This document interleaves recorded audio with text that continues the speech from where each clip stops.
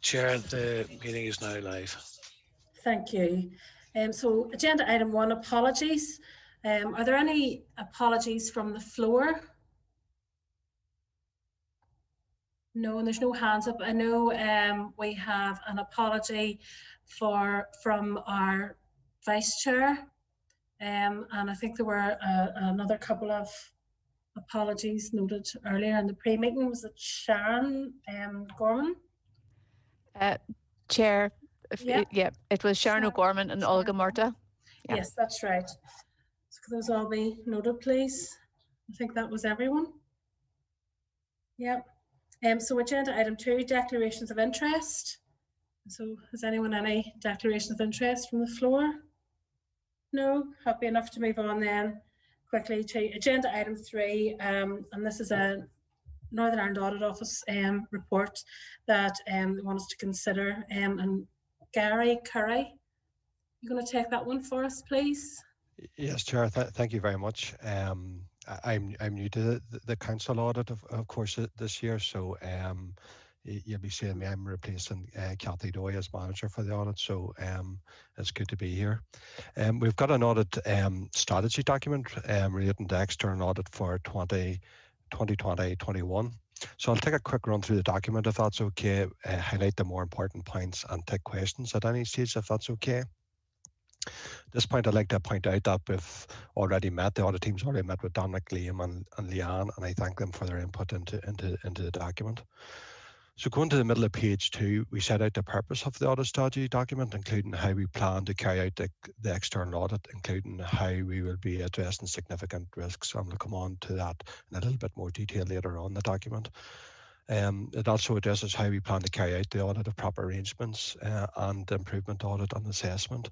We'll also outline the details of the timetable, the audit fees and the audit team, and other matters including the scope of the audit, our respective responsibilities and how we maintain independence and objectivity. Towards the bottom of page 2, we quantify the materiality level at 2.2 million. On the significant risks heading, we comment that other than the presumed significant risk of material misstatement due to fraud through management override controls, we've not identified any further significant risks of material misstatement. And we say presumed because the risk is mandated by the auditing standards. There's no way around it. It's a risk that we have to consider, and we have a standard procedures to work through that risk throughout the course of the audit. So if something crops up during the course of the audit, we can adapt our audit approach, but we'll, at all stages we'll let you know what if that's the case. On page 3, we outline our approach to proper arrangements. We will issue a questionnaire to the council and we'll review their responses, perform additional audit work in areas where our judgment may be that there may be a higher risk. Under performance improvement, on page 3, we outline our approach. Currently, the department is considering the approach for 2021. Once that is clarified, we'll write out separately outlining the council's responsibilities, the audit and the assessment work that has to be conducted, the timetable and of course the fee for the work. In the next section, we outline the audit fee and the audit team and the audit fee, which we estimate to be in the region of 75,000. The audit fee for the work on the National Fraud Initiative was £1,244, and the estimated fee for the performance improvement audit will be advised at a later date whenever the approach is clarified from the department. At the bottom of page 3, there are a list of actions for the Performance and Audit Committee to consider, including whether our assessment of risks is complete. Is there anything missing that we've missed there, and whether there's any knowledge of actual suspected or alleged fraud affecting the council, or if there's any knowledge or instances of non-compliance with laws and regulations that would have a fundamental impact on the operations of the council. On page 4, we have some detail. We add some more detail on materiality. We based materiality on prior year expenditure and quantified it at 2%, which is at the lowest end of the risk profile permitted by our methodology. And that calculation gives us a materiality level of 2.2 million. And from that, we state that we'll report use as the audit committee to those charged with governance at the completion stage of our audit any misstatements above £40,000, whether they're adjusted or unadjusted. And at the bottom of page 4, we list a number of areas where we may not apply the concept of materiality to. So those are areas which we believe are generally more sensitive to errors. On pages 5 and 6, we go into some more detail about our audit approach and the scope of our audit. I don't propose to go through that in any sort of detail, but there are various links if members are interested. Moving on to page 7, we outline some detail on significant risks. We define a significant risk as identified and assessed risk of material statement that in our judgment and in our opinion requires special audit consideration. So if we identify a specific risk, we'll come up with audit procedures to counteract that risk. For the 2021 audit, there's only one significant risk to date, and it is a required risk relating to the management override of controls.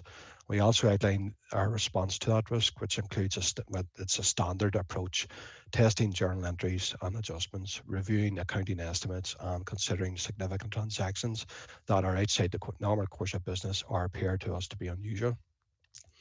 On pages 7 and 8, we outline 3 risk factors, and we don't believe these areas to be significant risks, but they are areas which we believe are of interest, and we will monitor during the course of the audit. And those relate to financial resilience, procurement and contract management, and also COVID-19 expenditure. On page 9, we give some detail on the proposed timetable for the audit. It's based on the traditional certification by the end of September. The proposed timetable is dependent on receiving good quality accounts, good quality supporting papers, but after talking to Dominic, Liam and Leanne, I'm very confident that will continue to be the case. On page 10, we outline the audit team and with myself as manager replacing Cathy Dowie. We do have a good level of continuity though, with Anthony King and Emma Bolton again being involved in the audit. At Appendix 1 and 2, we have attached some information that may be relevant to the Council on Good Practice Guides and public reports. Chair, that's me having taken a quick run through the document. Happy enough to take any questions if anyone requires any further detail. Thank you, Gary, for taking your time to run us through that. I don't see any hands up, and that is just an item of information. Sorry, Sam, you've your hand up now. Come in there. Sorry. Chair, can you hear me? Yeah, I'm having a bit of difficulty just with the controls on the phone here. I just have one query question really for the officials in the council, and it's around on those key messages on page 3, which are for this committee to consider. I'm just scrolling down here to get them, and it's really the last 2 bullet points, and whether they have whether there's any knowledge of any actual suspected or alleged fraud and instances of non-compliance. I'm just really looking some assurance for the committee from the officials that there's nothing there that we should know about as a committee before the audit commences. Thank you. Thank you, Sam. Does anyone want to answer that? I'm happy. Sorry, Chair, Dominic here. Thank you, Dominic. If you don't mind. Good evening, all. Yeah, there's no knowledge of anything like that, Sam. So we're perfectly comfortable from that perspective. Thank you. I'd also say through the chair, if those things do arise, what they're naturally done is they're reported through our internal audit team. So that would be the mechanism for capturing any things of that nature, Sam. Okay, thank you. Thanks. Thank you, Liam. So that was just for information. That was an item for information. So if we move on to agenda item 4, internal audit report. And I would like Carol, you take us through this one, please. Do you want to do 4.1 or do you want to do 4.1 and 4.2 together? Yes, that's fine, Chair. Thank you. Together, thank you. 4.1 outlines, it's a paper that outlines the draft internal audit plan for the 21-22 year. The plan has been informed by the second year of the 3-year strategic internal audit plan. However, it has been necessary to revise the plan to take into account the changing environment associated with the pandemic.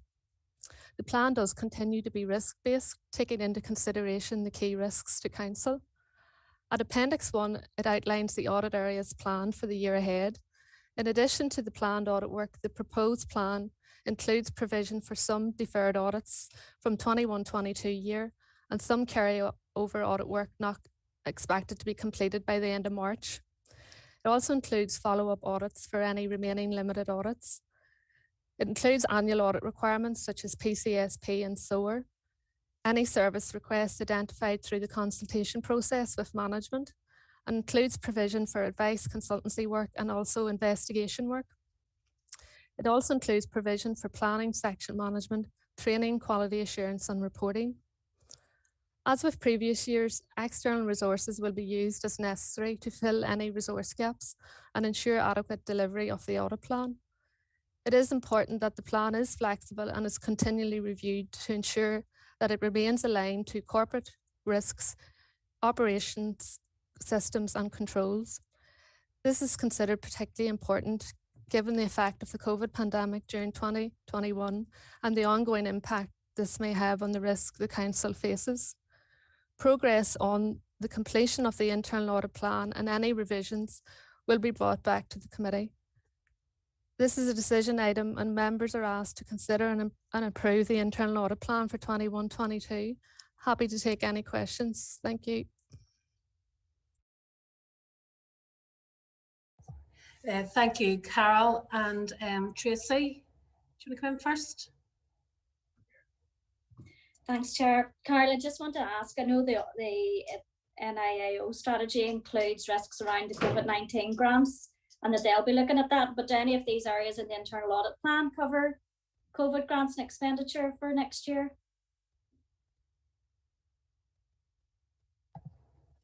Carol? Yes, Chair. Tracy, thanks for your question. Yes, the 2021 audit plan has included a number of COVID grants. So that's the current audit plan. We have had 2 different COVID-related grant audits. As well as that, we have provided a significant amount of advisory work throughout the year on particular COVID risks associated with grant funding. The plan for 21-22 does include further days in relation to grant funding, because we do see this as an area where there's significant work ongoing with Council with grant funding. So we have included further audits in this respect. Okay, thanks, Carol.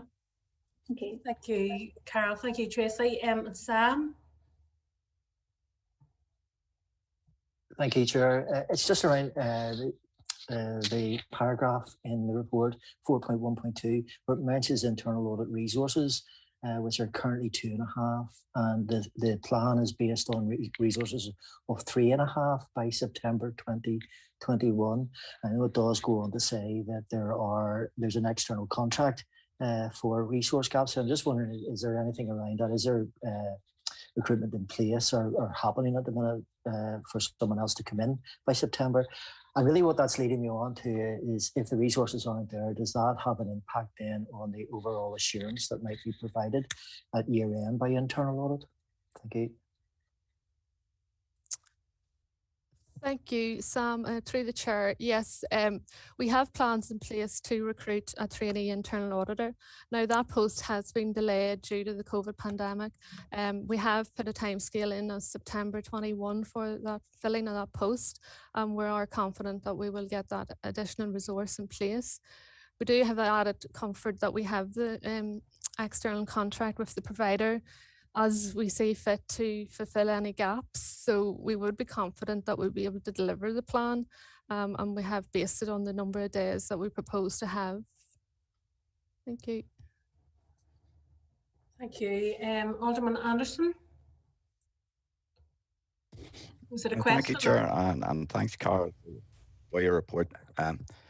Just on the back of what Sam's asking there, that we hope to have 3.5 as staff by September.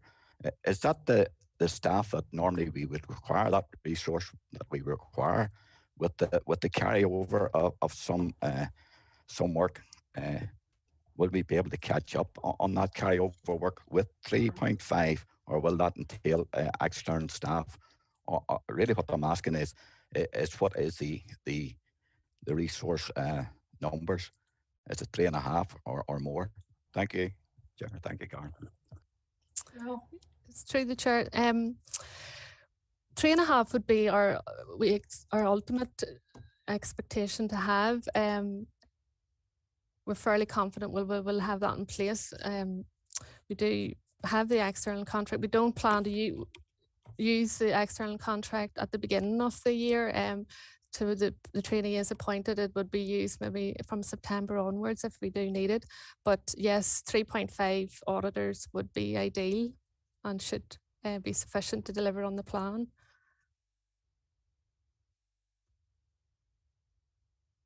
Thanks, Carl.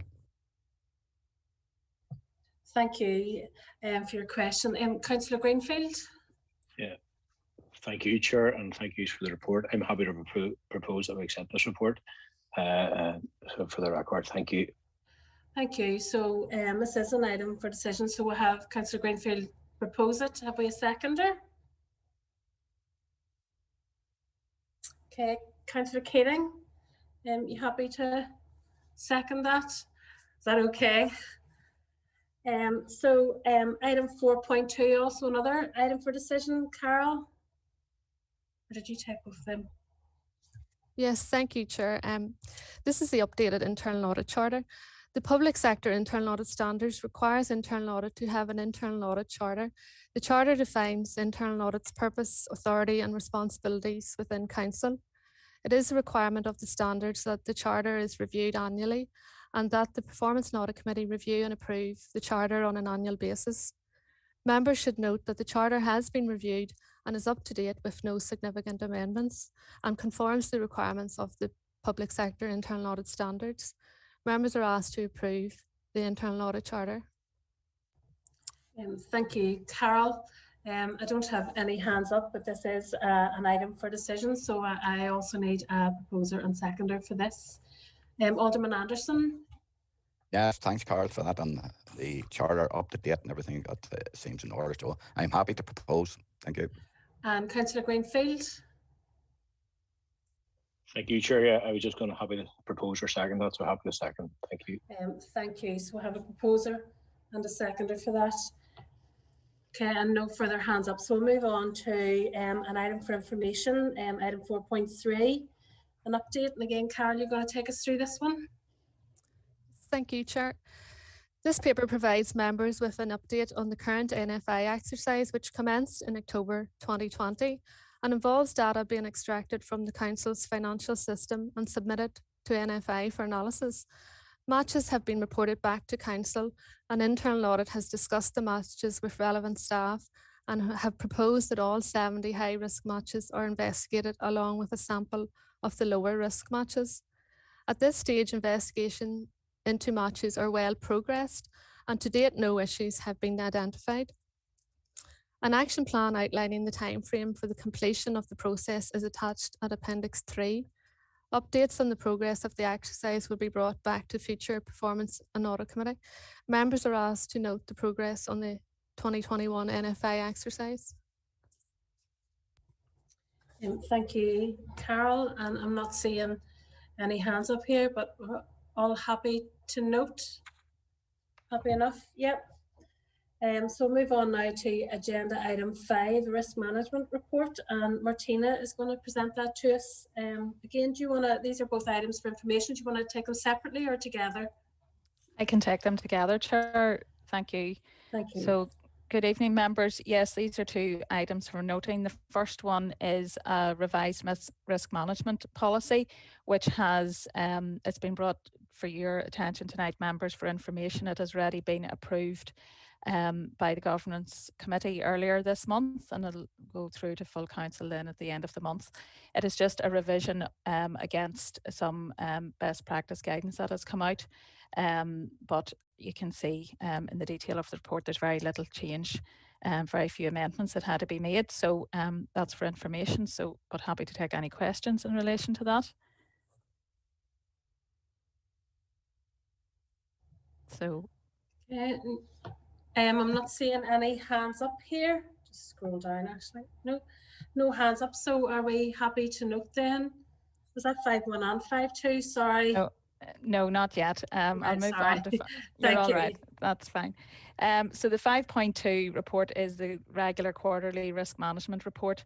So as you'll know by now, we report quarterly on the corporate risk register, and this particular quarter, it's the Performance Directorate's departmental risk registers, which are there for information and for noting. You might want to note that we have now one additional corporate risk, and the detail is there within the report on any changes in relation to the quarterly reviews that have taken place. So again, it's for noting, but happy to take any questions, and there are members of the directorate team here available to answer any particular questions on their risk registers. Thank you, Chair. Okay, I'm not seeing any hands up. Sam, would you like to come in? Chair, it's just for me when understanding where a sort of due date has passed, and there is some of those on various risks in the way through there, ABC 02 and 08 and 09. Just wondering, how are they dealt with then when the sort of date for that action has passed? Is there another date then set for that action, or how is that actually dealt with? It's really just for me when understanding to know how this comes together. Thanks. Thank you, Sam. Yeah, and happy to come back on that, Chair. Thanks, Sam, for the question. Yes, it's a relevant point, and I think in some occasions the original due date is left there with updates being provided, as you can tell, within the risk register reviews as to where we're at with that, or where an individual department is at on the actions required. And in other cases where it's relevant, a new due date will be applied because of whatever other external factors have come to play in relation to the particular point.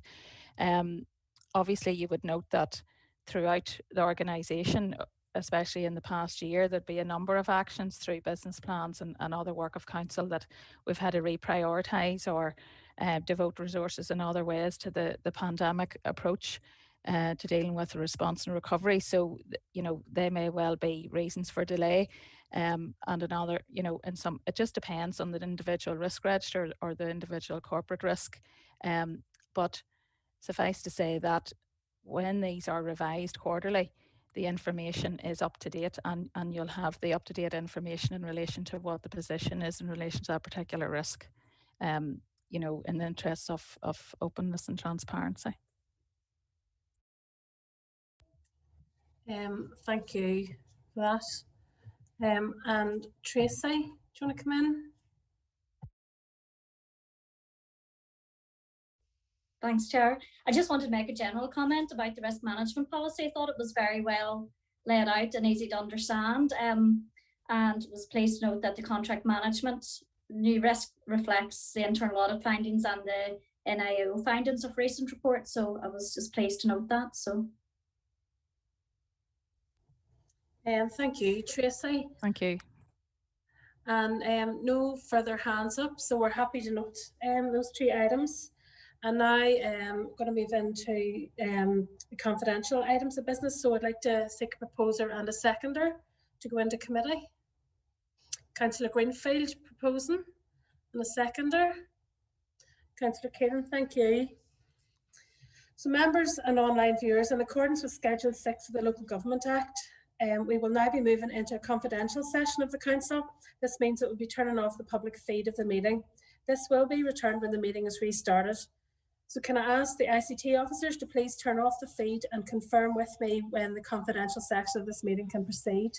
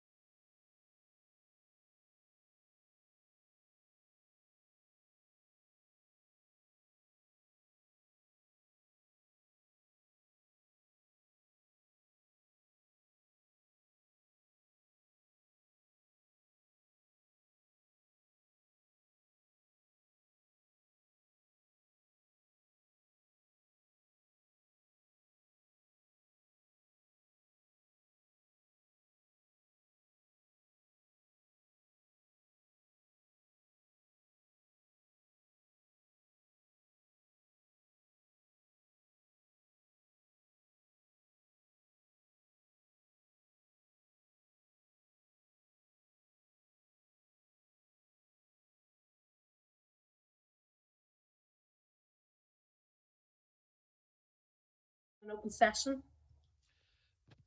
Chair, the stream has resumed. Thank you. So agenda item 7 is correspondence. We have 2 items of correspondence here, and Gary, do you want to make comment on these? Thanks, Chair. Yeah, just very briefly. Just the first letter is just to inform Council that the Chief Operating Officer and local government auditor, Pamela McCready, has now left the Northern Ireland Audit Office. She left at the end of March.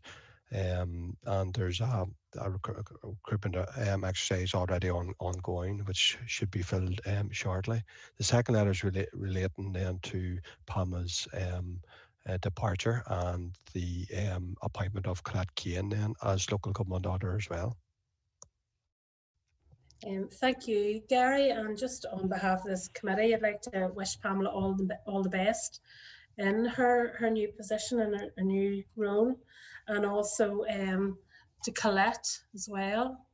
I know we found her invaluable in her previous role, and I'm sure she'll continue to work well with us. Thank you. Thank you, Chair. And so agenda item 8 is any other relevant business, and I haven't received any other business. No, so I think that's us this evening. Thank you, everybody. Happy enough? Thank you. Thank you, Chair. Thank you, Chair. Good night. Bye.